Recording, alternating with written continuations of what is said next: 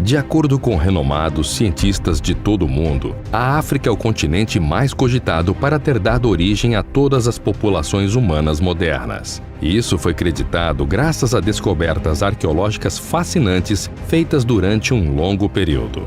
Porém, mesmo com todos os esforços, os detalhes da pré-história e da evolução humana na África permanecem obscuros devido às trajetórias complexas de centenas de populações distintas que, por motivos ainda duvidosos, decidiram se agrupar em regiões diferentes, povoando o território da Terra aos poucos. Para a arqueologia, isso parece ser um trunfo, pois desde a antiguidade, o homem deixa marcas por onde passa. Marcas que podem, depois de milênios, ser estudadas por cientistas curiosos. A África, um dos continentes mais antigos do planeta, é responsável por guardar muitas dessas riquezas arqueológicas, que às vezes parecem mais confundir os cientistas do que realmente esclarecer algo. E são alguns desses mistérios que veremos no vídeo de hoje. Só que antes de assistir, é importante que você se inscreva no Messenger do Mega Vídeo. Ao fazer isso, você recebe nossos vídeos em primeira mão e ainda tem acesso a séries e sorteios exclusivos do canal. Para se inscrever, basta clicar no primeiro link da descrição.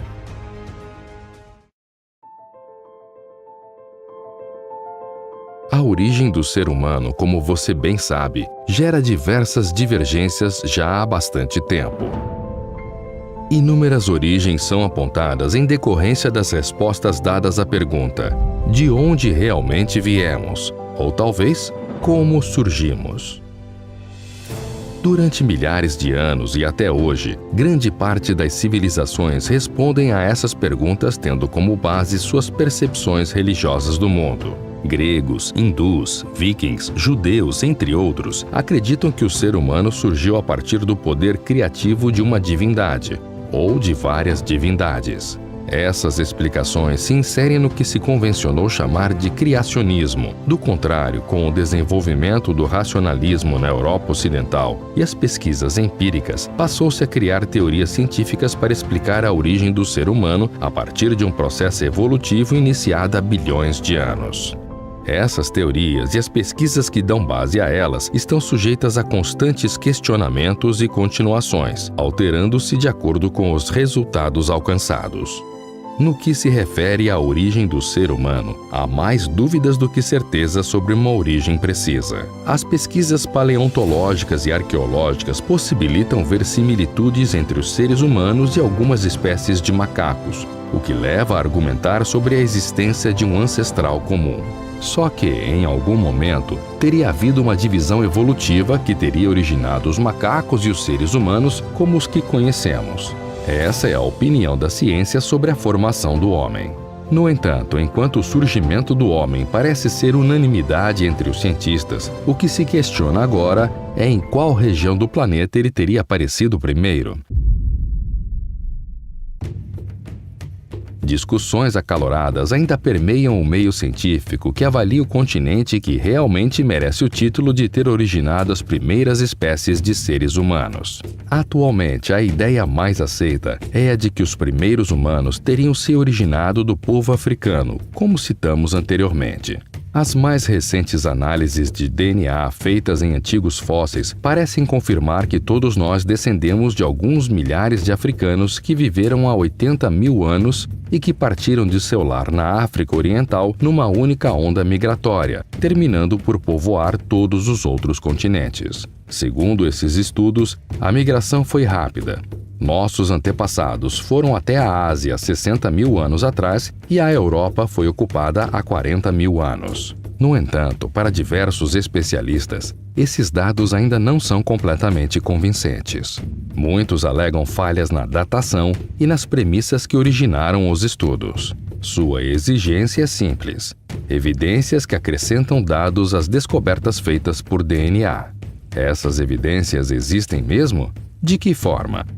Para a arqueologia em geral, a resposta a essas perguntas parece bem óbvia. É possível notar o desenvolvimento humano através de construções antigas deixadas por eles há milhares de anos. Ao se tratar da África, nem precisa ser um gênio para perceber que as pirâmides do Egito, por exemplo, foram levantadas por uma civilização que estava muito à frente de seu tempo. Um povo que, sem dúvida alguma, tinha passado por um processo de desenvolvimento intelectual bem antes de seus vizinhos em outras partes do planeta.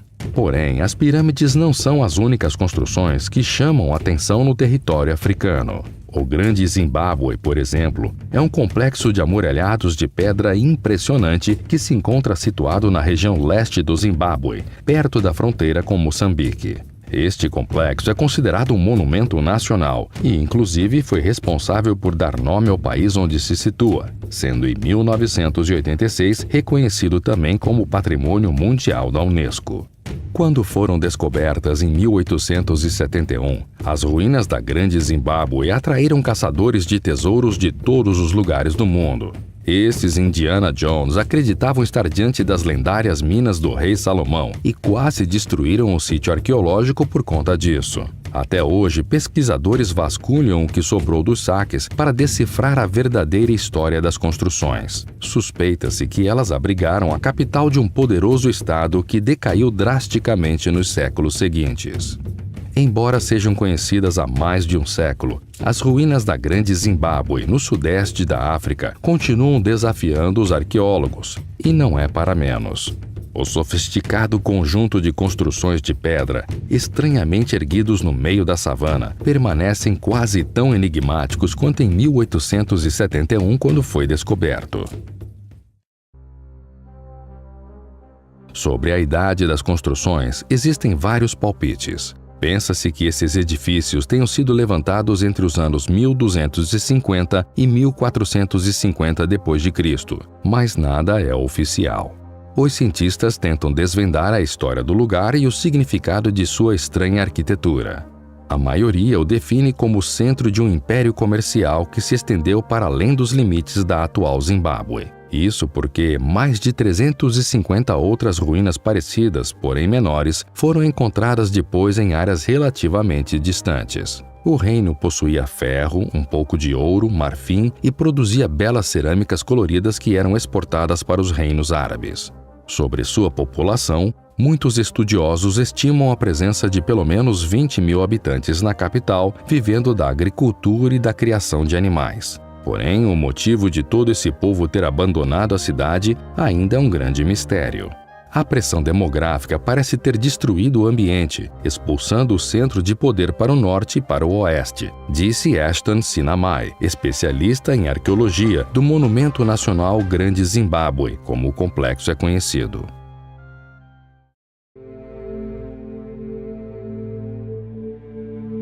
Não muito longe do Zimbábue, um pouco mais ao sul, no país do Quênia, mais algumas construções antigas, conhecidas como ruínas de Gedi, têm chamado a atenção de arqueólogos do mundo inteiro.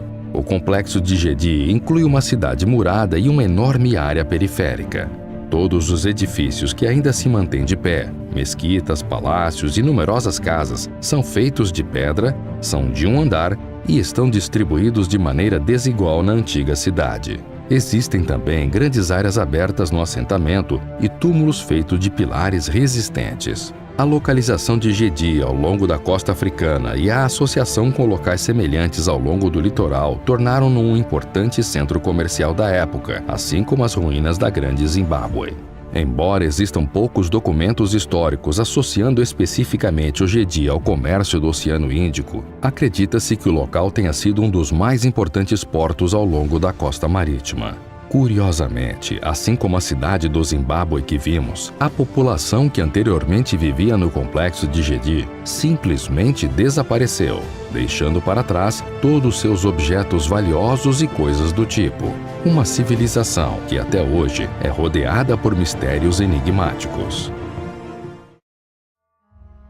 Porém, quando o assunto é admiração, talvez nenhuma dessas atrações se comparem à Igreja de São Jorge, que fica na Etiópia, país africano que fica mais ao norte. Não é preciso dizer muita coisa. Apenas a observação dessas estruturas pode resumir por completo toda a sua representatividade.